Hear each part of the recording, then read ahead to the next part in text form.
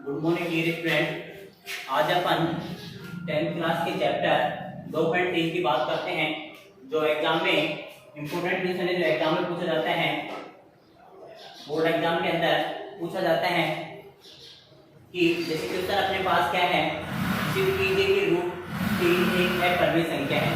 अब √3 एक अपरिमेय संख्या है, सिद्ध कीजिए, सिद्ध करवा रहा है कि √3 एक अपरिमेय संख्या है। वैसे हमें पता है कि √3 एक अपरिमेय संख्या ही है, ये बात हमें पता है, परंतु हमें प्रूव करना है कि √3 क्या है, कि अपरिमेय संख्या। अब √3 एक अपरिमेय संख्या प्रूव करने के लिए हम इसके अपोजिट चलते हैं। अपोजिट मतलब इसका उल्टा है, विरोधाभास करते हैं। इसका विरोधाभास करके हम ज्ञात करते हैं कि यदि हमारा मानना हुआ, हम मानते हैं गलत है, और वो भी यदि उसका गलत सिद्ध हो जाता है, इसका मतलब हमारा मानना हुआ क्या हुआ, गलत हुआ, और √3 को हम सिद्ध कर सकते हैं कि एक अपरिमेय संख्या है। तो हमें इसमें प्रूव करने के लिए एक फॉर्मूला यानी इस प्रकार तैयार करते हैं अपन इसका कि संख्या हमारे पास चेंज हो सकती है। जैसे √3 है तो √5 हो सकता है, √2 भी हो सकता है, √7 भी हो सकता है। इस प्रकार संख्या हमारे पास हो सकती है। पर संख्याओं का जो फॉर्मूला है, जैसे हमारे पास जो फॉर्म होती है, लैंग्वेज होती है, उसमें कोई चेंज नहीं होता, उसमें सिर्फ चेंज होता है जैसे √3 आ गया तो संख्या चेंज होगी, √5 आ गया √5 चेंज हो जाएगा, √2 आ गया √2 चेंज हो जाएगा। बाकी उसका तरीका करने का सेम रहता है। ऐसे कैसे रहता है, उसमें कोई भी चेंजिंग नहीं करनी है हमें, यानी कहीं कोई परसेंट चेंज नहीं करते हैं। सबसे इजी क्वेश्चन है, यदि एक बार ध्यान से समझोगे तो ये आसानी से समझ में आ जाता है। तो हमें सिद्ध कीजिए कि √3 एक अपरिमेय संख्या है। तो सबसे पहले हमें प्रूफ लिखते हैं कि हम सिद्ध कर रहे हैं, ठीक है। लिखने के बाद इस चीज को यहां से छोड़ दोगे, आप लिखोगे कि √3 एक, ये क्या कह रहे हैं, अपरिमेय संख्या है। आप लिखोगे माना √3 एक, इसका उल्टा लोगे, ये अपरिमेय बता रहा है तो हम क्या लेंगे, इसको परिमेय लेंगे। तो माना √3 एक परिमेय संख्या है, यानी हमें उल्टा लेना है। जो क्वेश्चन कह रहा है एक लाइन तो वहीं से मिलेगा, क्वेश्चन में जैसे प्रूफ 5 आएगा तो लिखेंगे माना √5 एक परिमेय संख्या है। क्वेश्चन कह रहा है कि सिद्ध कीजिए कि √3 एक अपरिमेय संख्या है। हम कहेंगे कि माना √3, यानी इसका उल्टा, यानी इसका विरोधाभास करते हैं अपन कि माना √3 एक परिमेय संख्या है। माना √3 क्या है, कि परिमेय संख्या। ये मानने के बाद हम दो संख्याएं लेते हैं, तो दो संख्या है अपने पास, जैसे a व b से अभाज्य संख्या है। a व b से अभाज्य संख्या है। अब से अभाज्य वर्ड हमारे सामने आ गया तो हमें पता है कि से अभाज्य क्या होता है। सबसे पहले इसकी बात करते हैं कि से अभाज्य होता क्या है, कि से अभाज्य किसे कहते हैं। क्यों हमने ये कहा कि a और b क्या है, से अभाज्य संख्या। आपने छोटी क्लासों के अंदर पढ़ा होगा, सार गुणनखंड यानी उभयनिष्ठ गुणनखंड भी पढ़ा होगा। से अभाज्य का मतलब होता है कि ये इस प्रकार की दो संख्या हैं, जैसे 7/5 है, 7 में 7 का भाग आ रहा है, 5 में 5 का भाग आ रहा है। जैसे 10/9/10 है, इसमें 3 का भाग जा रहा है, इसमें 5 और 2 का भाग जा रहा है। यानी कोई संख्या हमारे पास कॉमन नहीं आ रही, यानी कोई उभयनिष्ठ गुणनखंड कॉमन नहीं है, सब में अलग अलग भाग जाता है। कोई संख्या दोनों में सेम नहीं, ऐसी संख्या है a और b कि दोनों संख्याओं में किसी सेम संख्या का भाग नहीं जा सकता है। दोनों में क्या होता है, अलग अलग संख्याओं का भाग जाता है। तो इसलिए क्या है, a और b से अभाज्य संख्या है। कैसी संख्या है ये, से अभाज्य संख्या, कि दोनों में कोई उभयनिष्ठ गुणनखंड यानी कोई कॉमन गुणनखंड नहीं है। और एक होता है सहभाज्य हो गया, एक होता है सहभाज्य। सहभाज्य का मतलब होता है कि जैसे 10/15, इसमें 5 का भाग आ रहा, इसमें 5 का, दोनों के लिए क्या हुआ, 5 गुणनखंड जो 5 हुआ वो क्या हुआ, दोनों के लिए कॉमन हुआ कि 5 का भाग उसमें जा रहा है, 5 का भाग, दोनों संख्याओं में सेम संख्या का भाग जा रहा है किसी न किसी, यानी कोई ना कोई सेम संख्या का भाग जा रहा है। तो इसका मतलब क्या हुआ, ये सहभाज्य हुई। और अलग अलग संख्याओं में भाग जाए, कोई कॉमन गुणनखंड नहीं होता है, तो वो होती है सहअभाज्य। तो कहने मतलब a और b ऐसी संख्या है जिसमें किसी कॉमन संख्या का भाग नहीं जाता है, यानी कोई सार गुणनखंड यानी उभयनिष्ठ गुणनखंड नहीं है। ऐसी संख्या हमने मानी है, ठीक है। ऐसी संख्या हमने मानने के बाद हम लिख सकते हैं, अतः परिमेय संख्या का रूप जानते हैं अपन क्या होता है, अतः परिमेय संख्या a/b b ≠ 0, यानी a बटा b क्या होती है, परमेय संख्या होती है। b नॉट इक्वल टू 0 यानी हर का मान शून्य नहीं होना चाहिए, परमेय संख्या का रूप होता है। आपने इसको परमेय माना है तो आप इसको भी आपने ही तो माना है, ये भी क्या कहा है आपने, √3 भी क्या है, परमेय संख्या है। दोनों को हम बराबर लिख सकते हैं कि √3 बराबर a बटा b वर्ग करने पर दोनों तरफ वर्ग करोगे, √3 का स्क्वायर a बटा b का स्क्वायर, √3 का स्क्वायर 3 हो जाएगा, a का स्क्वायर करेंगे a हो गया, b का स्क्वायर करेंगे b हो गया। यानी दोनों संख्याओं का स्क्वायर कर सकते हैं, a का भी और b का। a का स्क्वायर करेंगे तो a हो गया और b का करेंगे तो b स्क्वायर हो गया। 3 बराबर √3 का क्या हो जाएगा 3 बराबर a स्क्वायर बटे b स्क्वायर। हर क्वेश्चन में हमें इसे सेम करना है। अब हम b का यदि पक्षांतर करते हैं तो हम क्या लिख सकते हैं इसे कि a स्क्वायर बराबर 3b स्क्वायर।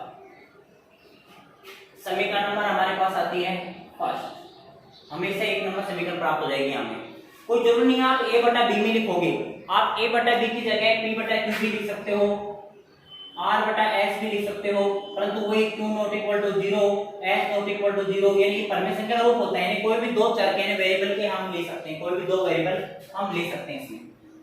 तो हमारे पास यहाँ पे हमने क्या लिया a और b, इसकी जगह आप r s ले सकते हो, कुछ भी ले सकते हो।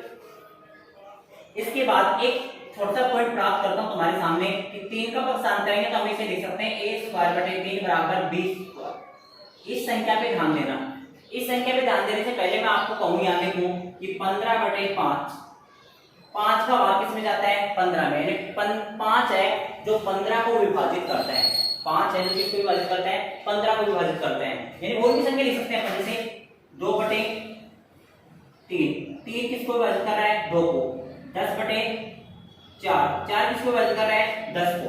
यानी ये नीचे की संख्या उस संख्या क्या करती है विभाजित करती है। इसके अनुसार क्या आप ये कह सकते हो कि 3a स्क्वायर विभाजित करता है, 3a स्क्वायर को विभाजित करता है, 3a स्क्वायर विभाजित करता है। तो जिस संख्या के वर्ग को विभाजित करता है तो संख्या को क्या करेगा विभाजित करेगा। तो हम ये कह सकते हैं कि 3a को b विभाजित करता है। ये 3 का भाग a स्क्वायर जाता है, 3 का भाग a में भी जाता है। यहीं से हमें हमेशा ध्यान रखनी है कि a आए b आए c आए कुछ भी आएंगे, इसको बराबर एक अन्य चर लेते हैं, माना चर, कोई भी चर ले सकते हैं। जैसे r ले लिया हमने, इस r को जो संख्या है उससे गुणा करके a के बराबर रख देंगे, 3r, यानी a लेके और इस संख्या को गुणा करके लिख देंगे। वर्ग करने पर वर्ग करेंगे a का स्क्वायर 3r का स्क्वायर, a स्क्वायर बराबर 3 करेंगे 9r स्क्वायर। समीकरण नंबर 2। समीकरण 1 और समीकरण 2 पे ध्यान देना एक बार कि समीकरण a में भी a स्क्वायर बराबर 3b स्क्वायर है, समीकरण 2 में a स्क्वायर बराबर 9r स्क्वायर है, 9r स्क्वायर है। समीकरण 1 और समीकरण 2 से हम कह सकते हैं कि इक्वेशन 1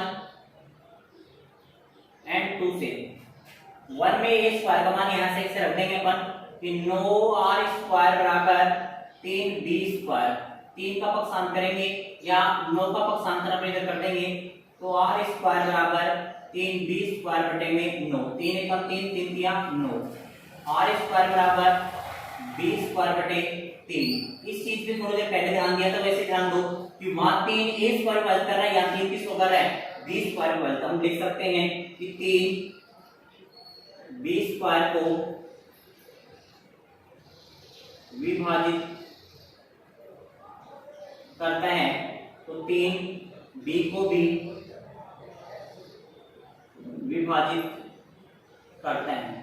अब हमारा एक बार दोनों पॉइंटों पे ध्यान देते हैं, इस पे और इस पे, कि हमने तो a और b ऐसी संख्या ली थी जो सहअभाज्य संख्या है कि जिसमें कोई कॉमन गुणनखंड नहीं है, यानी कोई कॉमन संख्या का भाग नहीं जाता है। परंतु यहाँ प्रूफ जो हो रहा है वो इस प्रकार प्रूफ हो गया कि 3 का ही भाग ए में जा रहा है, यानी 3 ए को विभाजित करता है, तो 3 किसको कर रहा है विभाजित, यानी ए और बी के लिए दोनों के लिए 3 क्या हो गया कॉमन हो गया, कॉमन गुणनखंड। और हमने माना क्या है वहां पे कि ए और बी सहभाज्य संख्या है, इनका कोई कॉमन गुणनखंड नहीं है, सारा गुणनखंड ये घनिष्ठ गुणनखंड नहीं है, परंतु उल्टा प्राप्त हो गया, हमारा माना हुआ क्या हो गया विरोध कर रहा है, यानी गलत साबित हो गया। तो हम कह सकते हैं कि हमारा माना हुआ क्या हुआ गलत हुआ। तो हम यहां से लिखेंगे बेटा क्या कि 3 ए व बी को विभाजित करता है, अतः हमारा माना हुआ क्या है गलत है। √3 भी हमारा माना हुआ है, भाई ये भी हमारा माना हुआ है, √3 एक परमेय संख्या है, तो इसलिए वो माना हुआ गलत है। √3 एक अपरिमेय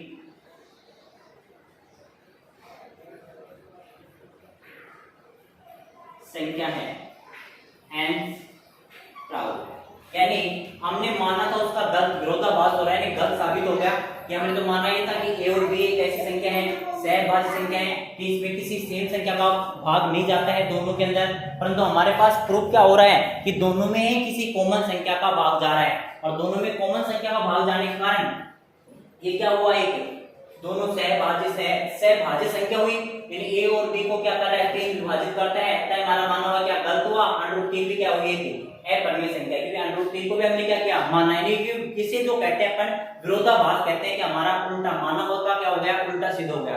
अब इसमें क्या होता है कि ये फॉर्मूला होगा तुम्हारे सामने, ये बिल्कुल ऐसे जैसे हम हर चीज में हर कोई भी हो, √5 होगा तो भी ये लिखना है, √2 होगा तो भी ये लिखना है, √7 होगा तो भी हमें ये लिखना है। जैसे क्वेश्चन हमारे पास अगला उत्तर करूंगा एक छोटा सा क्वेश्चन कि √2 एक अपरिमेय संख्या है, 5 का और 7 का आप स्वयं करना, मैं √2 की बात करता हूं कि √2 एक अपरिमेय संख्या है, सिद्ध करना है, क्वेश्चन है आपके सामने कि √2 एक अपरिमेय संख्या है, तो हमें क्या करना है वही चीज लिखनी है कि माना क्या है अपने पास 2 आ रहा है, तो √2 एक परिमेय संख्या है, वही लिखना है कि a व b सहभाज्य संख्या है, कहने का मतलब इनका कोई कॉमन गुणनखंड है, वैदिक गुणनखंड नहीं है, अतः परिमेय संख्या बराबर a बटा b, b not equal to 0 होता है, कि परिमेय संख्या का रूप क्या होता है b नॉट इक्वल टू 0 होता है।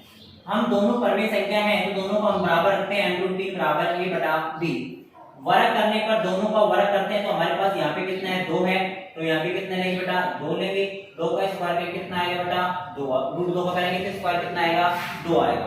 यहाँ तक कोई प्रॉब्लम। इसके बाद हम b का पक्षांतर करेंगे तो हमारे पास क्या आएगा 2b स्क्वायर आएगा, 2 का पक्षांतर करेंगे यहाँ पे कितना आएगा नीचे बटे में 2, कि 2a स्क्वायर को विभाजित करता है, 2 किसको विभाजित करता है a स्क्वायर को विभाजित करता है, जब 2a स्क्वायर विभाजित करता है 2 किसको करेगा a को विभाजित करेगा।